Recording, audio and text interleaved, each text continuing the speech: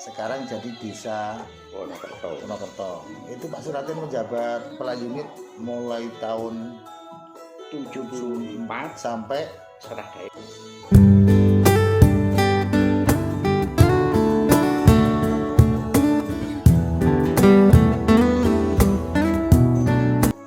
baik. Assalamualaikum Pak Suratin. Waalaikumsalam. Ya, ini Pak Suratin dulu kan pernah menjabat kepala unit waktu masih dinas di kantor transmigrasi di wilayah Sukamaju. Di daerah mana saja yang pernah kita pegang sebagai pimpinan di sana Pak Suratin? Silakan.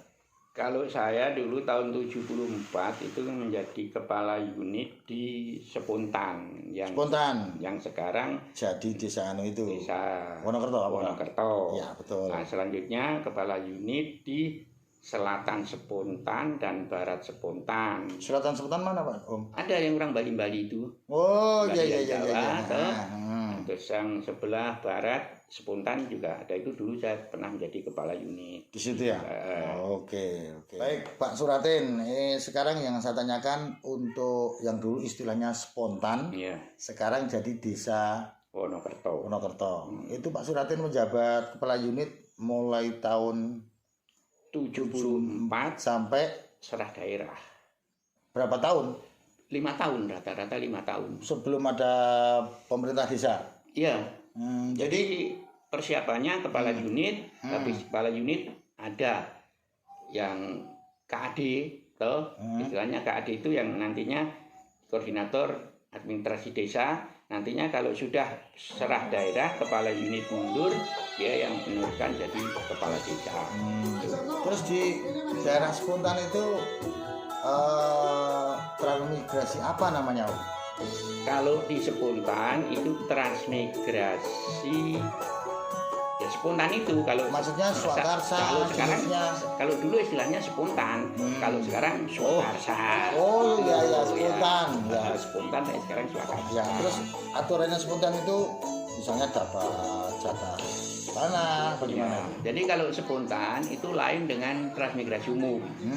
Kalau saya tahu orang transmigrasi umum itu berangkatnya ditanggung pemerintah, terus mendapatkan jatah komplit makanan jaduk itu selama 5 tahun, beras, gula, minyak, asin dan lain sebagainya. Termasuk peralatan tidur, peralatan kerja, pertanian, itu untuk umum.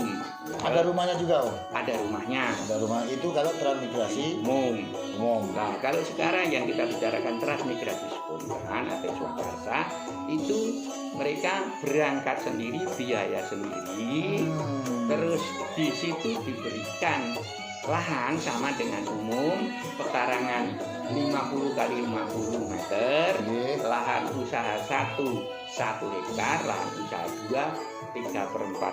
Yang dimaksud usaha 1 itu apa? Lahan usaha 1 itu istilahnya calon sawah. Bakal sawah nanti kalau sudah. Ya, istilahnya begitu. Kalau lahan usaha 2 itu tanah kering perkebunan atau mungkin bibit mereng. Ya, itu yang itu. Jadi saya ulang, untuk peserta transmigrasi Spontan dapat rumah?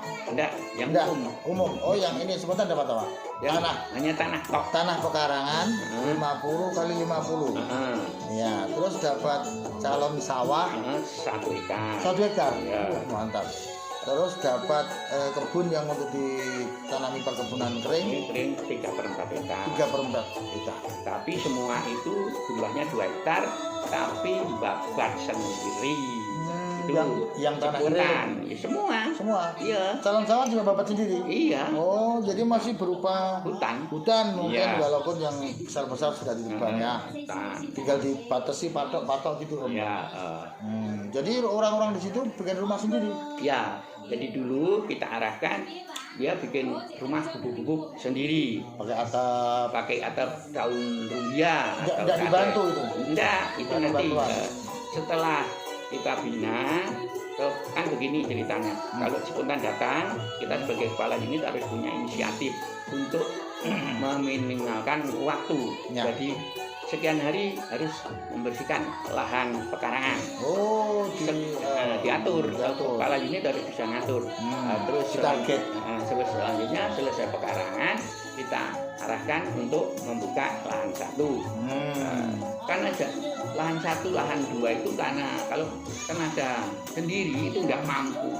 Harus gotong royong. Maksudnya itu ya tidak seperti tanah yang sudah jadi. Jadi kalau sini dikerja, sini bongkor.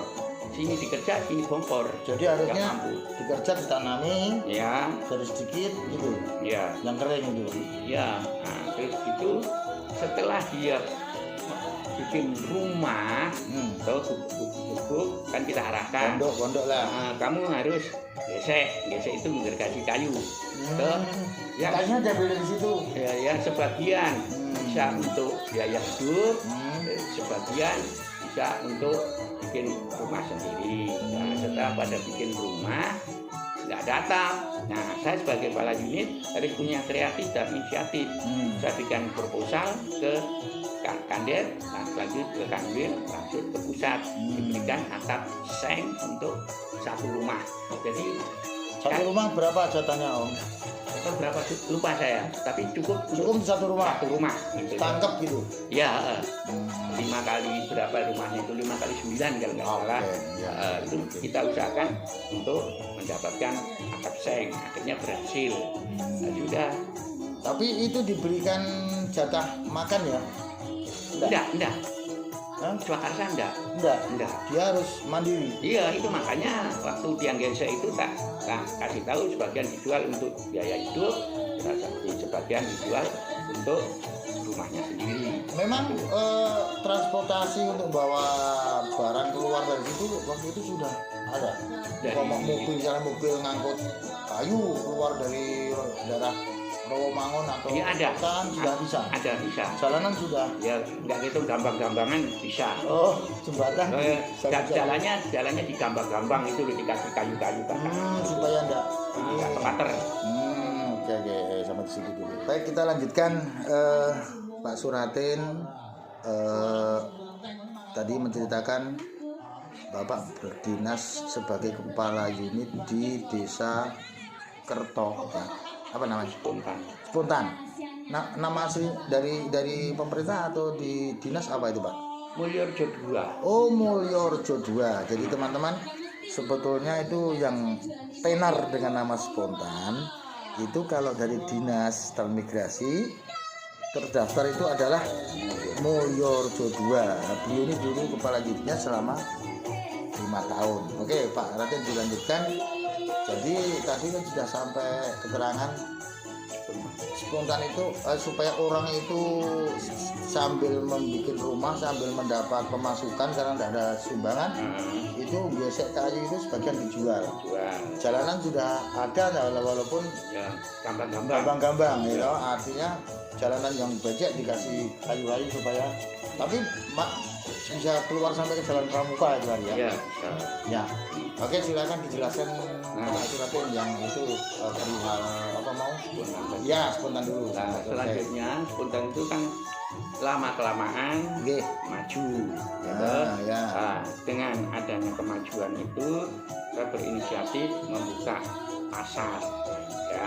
Pasar spontan itu? Iya. Dia bikin Pak Raden? Iya. Wih, mantap. Iya. Dan sampai sekarang malah lebih ramai di spontan daripada di Mulyorejo 1. Artinya pasar yang dibikin oleh Pak Suratin itu sampai sekarang masih dilanjutkan. Oh, masih tidak besar. Bubar malah semakin bagus. Ya. Di pasar sekarang itu lebih ramai daripada di pasar Mulyorejo atau Rawamangun. Masalahnya tempatnya strategis. Ala orang Jawa kalau bikin pasar itu harus dikeluar. Waktu itu karena saya orang Jawa, ya saya keluar. Keluar nganggo wayang, Pak? Iya, wayang, potong sapi. Terus sumber dananya sumber dana ya curung-curung dari itu. Selanjutnya teknis saya untuk menghidupkan pasar, kan pasarnya di Sukamaju. Orang jualan kan waktu itu kan masih sayur-sayuran. Ya, saya dadaki, saya istilahnya hansip saya tugaskan untuk nyegat di lorong 1 spontan. Kalau ada orang mau ke pasar Sukamaju di stop, harus pulang pasaran di pasar spontan. Kalau dia ngeyel, hansipnya sudah tak kasih uang, dibeli supaya dia. Jadi saya Tekniknya ya. kasih uang beli. Nah, akhirnya sekarang sudah ramai sekali.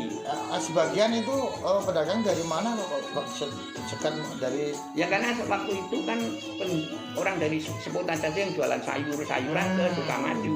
Lah kalau enggak teknis begitu jelas akhirnya cuma tetap ke Sukamaju. Sukamaju, Kita Sukamaju. tidak hidup, Ya. tapi dengan teknis itu Tapi kan akhirnya berhasil. dengan cara itu yang itu dicegat di pasar Di tapi- lorong satu spontan. Iya di spontan itu yang di Sukamaju kan tetap ada juga. Ada pasar Sukamaju ada, tapi saya berusaha untuk menghidupkan pasar spontan. Spontan. Oh itu. Nah. Terus terakhir jabat kepala unit di spontan atau Mulyorejo dua itu tahun berapa? Ya kurang lebih mendekati tahun 80. Oh sampai tahun Karena kan 80. 75 ke 75 itu sudah tidur spontan. 74 kan pemindahannya 5 tahun.